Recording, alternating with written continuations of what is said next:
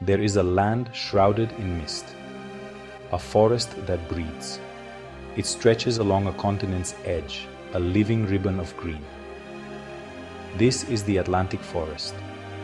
It's a world of ancient trees and secrets whispered on the wind. Here, the air is thick with the scent of damp earth and sweet blossoms. Sunlight struggles to pierce the dense canopy, casting shifting patterns on the forest floor. It's a place of immense scale and, quiet intimacy, where giants stand guard over the smallest of creatures. Every leaf, every stream, every shadow holds a story waiting to be told. The forest is a living entity. It awakens with the dawn chorus, a symphony of calls that echo through the valleys. Mists rise from the lowlands, clinging to the mountainsides like a soft blanket. These clouds carry life-giving moisture, feeding the thirsty roots of colossal trees. The weather here is a character in itself, shaping the landscape and the lives within it. Sudden downpours can transform a gentle brook into a raging torrent. Then, just as quickly, the sun returns, its warmth drawing steam from the glistening leaves. This constant cycle of wet and dry is the rhythm to which all life here must move. To stand here is to feel the immense age of this place. You can almost feel the pulse of the earth beneath your feet. The wind carries voices from distant corners of the forest, the cry of a bird, the rustle of an unseen animal. It's a place that demands patience and quiet observation. The most profound dramas unfold, not in grand gestures, but in subtle movements and silent understandings. It's a world governed by rules that are not written down, but are understood by every living thing. These invisible laws maintain a fragile yet powerful balance. This is a realm of vertical worlds. Life thrives from the highest branches, kissed by the sun, down to the darkest corners of the forest floor. Each level is a unique kingdom with its own inhabitants and its own challenges. The canopy is a bustling city of leaves and light, while the undergrowth is a mysterious labyrinth of roots and shadows.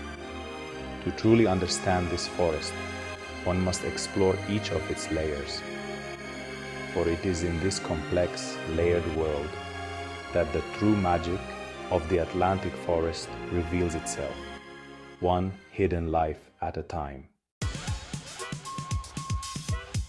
High above the forest floor, a different world exists. This is the canopy, a kingdom of light and air. Here, life is lived at a dizzying height. The branches of ancient trees interlock to form a vast green ceiling, a sprawling city in the sky.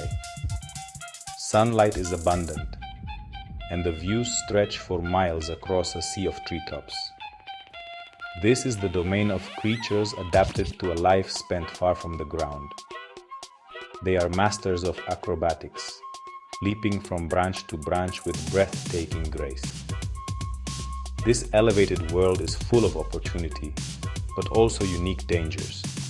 Among the residents of this high-rise world is the golden lion tamarin. A flash of brilliant orange, it moves through the branches like a flickering flame. Its long fingers are perfectly suited for prying insects from the bark of trees. Tamarins live in close-knit family groups, communicating with a complex series of chirps and whistles. Their survival depends on this constant communication, warning each other of threats and sharing information about food.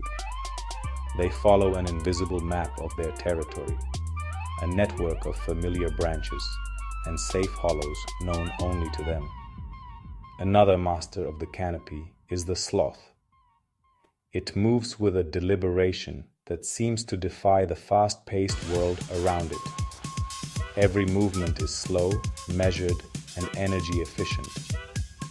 This is not laziness, it is a masterful survival strategy.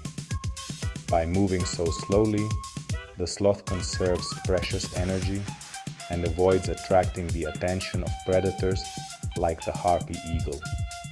Its fur is a miniature ecosystem of its own, home to algae that provides excellent camouflage among the green leaves. The sloth is a perfect example of life lived in harmony with the forest, a creature that has perfected the art of being invisible. But life in the canopy is not always peaceful. Territories must be defended and mates must be won. The air is often filled with the booming calls of howler monkeys. Their guttural roars are one of the loudest sounds in the animal kingdom, a powerful declaration of their presence. These calls are not just noise. They are a vital tool for navigating their social world without resorting to physical conflict. They are following an ancient code of conduct, a way of settling disputes through sound, preserving the delicate peace of their treetop kingdom. Beneath the bustling canopy lies a different realm, the undergrowth. It is a world of shadow and muted light, of damp earth and decaying leaves. Here, life moves at a slower pace. The air is still and heavy with the scent of fungus and wet soil. Sunlight filters down in fleeting patches, creating a mosaic of light and dark on the forest floor. This mysterious lower level is home to creatures that have adapted to a life in the gloom. They are specialists of the shade, masters of camouflage and stealth, living by a different set of invisible rules. Here, the leafcutter ants march in endless columns. They are the farmers of the forest. Each ant carries a piece of leaf, many times its own weight, back to its underground nest.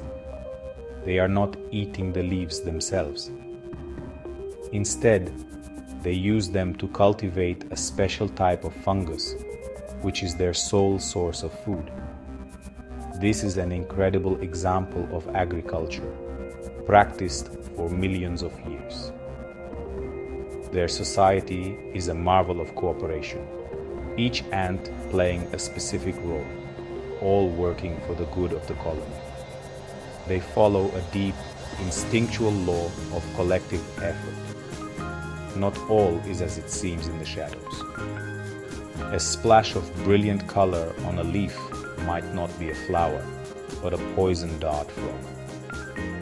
Its vibrant skin is not for beauty, but a stark warning. It advertises the potent toxins it contains, a powerful defense against any predator foolish enough to try and eat it. These frogs live their lives in the damp leaf litter, hunting for tiny insects.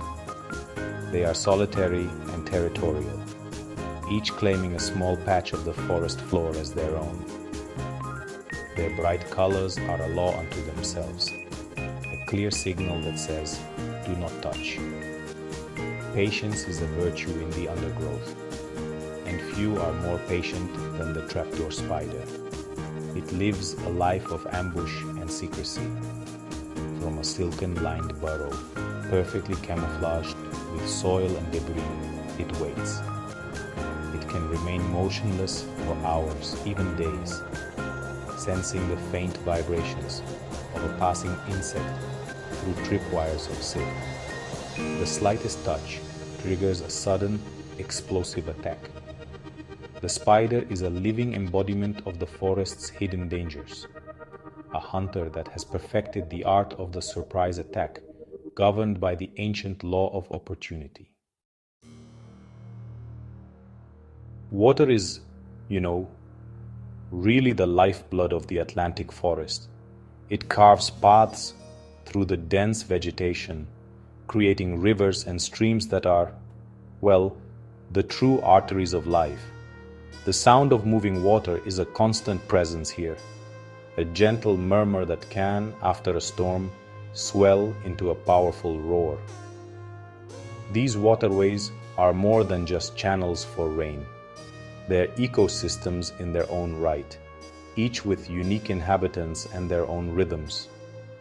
They connect different parts of the forest, providing pathways for animals to travel and, of course, a source of sustenance for all. The river's pulse, in many ways, dictates the flow of life around it.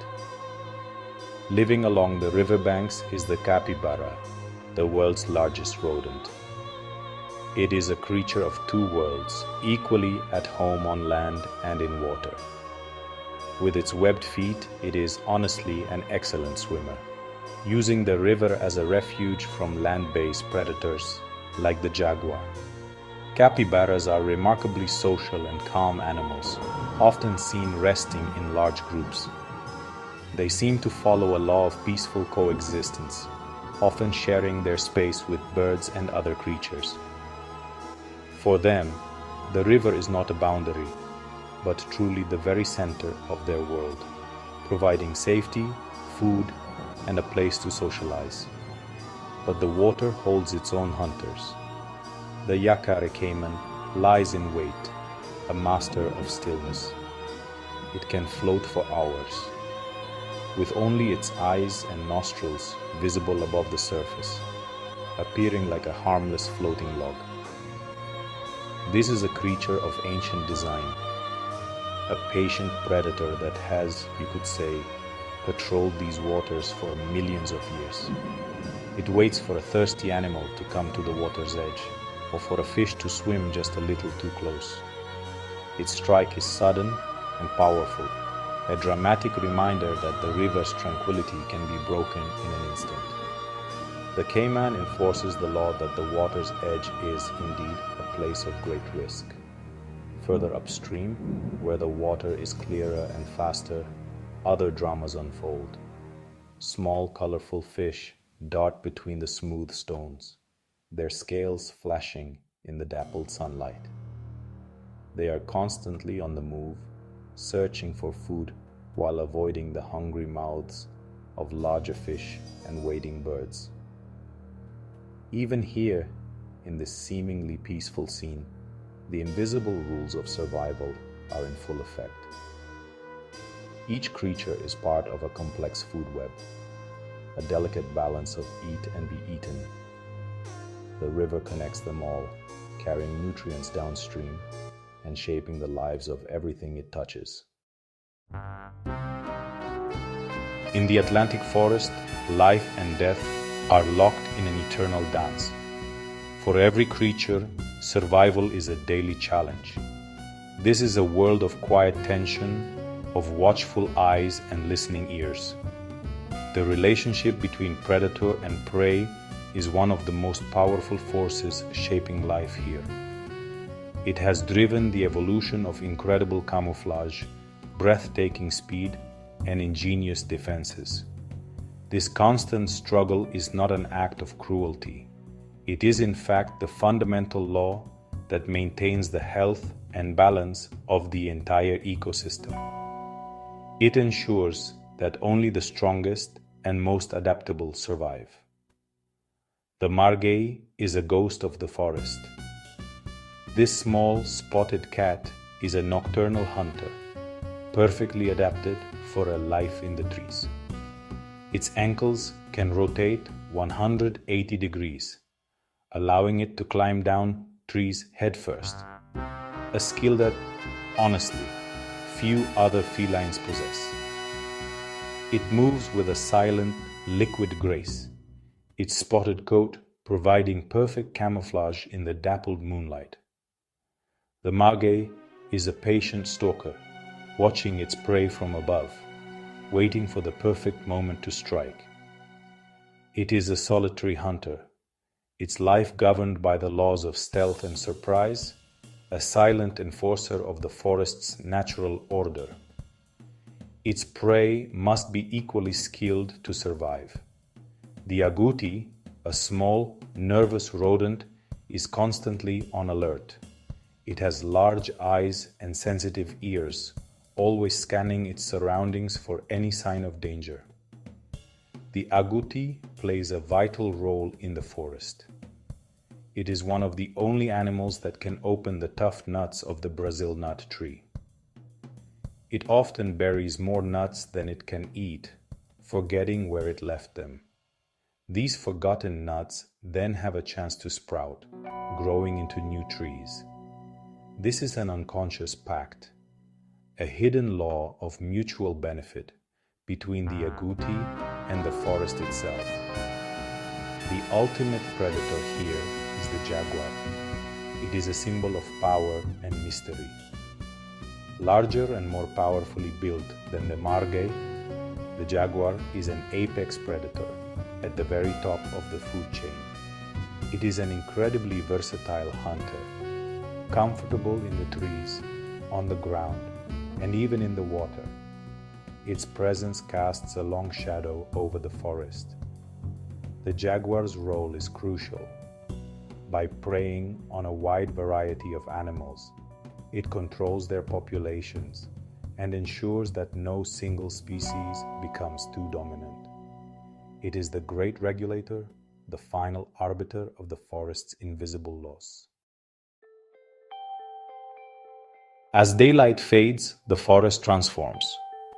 A new cast of characters emerges, and a different symphony begins. The air cools, and the sounds of the day are replaced by the chirps, clicks, and calls of the night. This is a time of great activity when many of the forest's most secretive creatures are on the move. To witness this transition is to understand that the forest never truly sleeps. It simply changes its rhythm, revealing another side of its complex personality. The laws that govern the day give way to the rules of the night, a hidden world guided by scent and sound. Every creature, from the smallest insect to the largest mammal, has its place. Each one is a note in a vast interconnected symphony.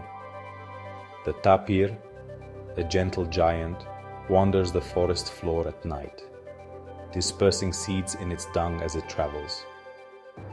The toucan, with its enormous, colorful bill, helps to plant new trees by eating fruits and carrying the seeds far away. Even the fungi, silently breaking down fallen logs, are playing their part, returning vital nutrients to the soil. Nothing is wasted. Everything is connected in a continuous, unbroken circle of life. These connections are governed by invisible laws, perfected over millions of years. They are rules of cooperation and competition, of symbiosis and predation. A particular orchid may only be pollinated by a single species of moth. A certain tree may depend entirely on one animal to spread its seeds. These intricate relationships are the threads that weave the fabric of the forest together. They are fragile, yet somehow resilient. The loss of even one thread can have unforeseen consequences, unraveling a part of the pattern that may never be restored. To stand in the heart of the Atlantic forest is to feel a sense of wonder and humility. It is to recognize that we are visitors in a world that operates on a scale and complexity far beyond our everyday understanding. It is a living library of ancient knowledge, a testament to the incredible power of nature to create, adapt, and endure. The forest continues to whisper its secrets to those who are willing to listen, reminding us of the beautiful, invisible symphony that connects all living things. It is a world where every life, no matter how small, follows the rhythm of an unseen conductor.